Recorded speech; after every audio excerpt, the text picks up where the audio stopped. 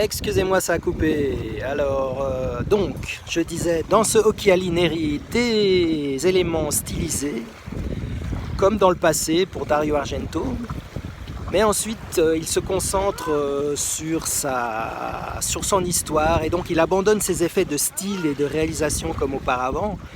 Et donc, c'est un peu dommage parce que ça rend le film un peu plus plan-plan, un peu plus monotone, malgré cette belle histoire d'amitié entre cette call girl et le jeune garçon. Elle va lutter contre un tueur en série dont les motivations sont un petit peu, on va dire, pas très claires ou bien un peu enfantines parce que bien sûr c'est un client à un moment donné.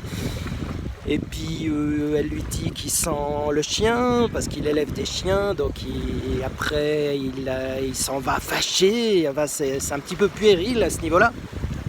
Contradiction aussi parce que la call girl devient aveugle suite à une agression du tueur en série en question, qui est très revanchard, qui va absolument la finir, on va dire. Donc contradiction parce qu'ensuite elle, en tant qu'aveugle, elle doit s'adapter et avoir un chien justement. Donc là il y a un côté un petit peu bancal dans ce film. Malgré tout c'est pas horrible, enfin, c'est pas ça, voilà, j'ai mis 3 sur 6. Ça se regarde, c'est pas du grand Argento, à part la musique qui est fabuleuse. Mais ça se regarde, il a fait bien pire que ça. Giallo, par exemple, le film qui s'appelait Giallo, c'était vraiment très mauvais. Donc en comparaison, ce film-là se regarde et voilà.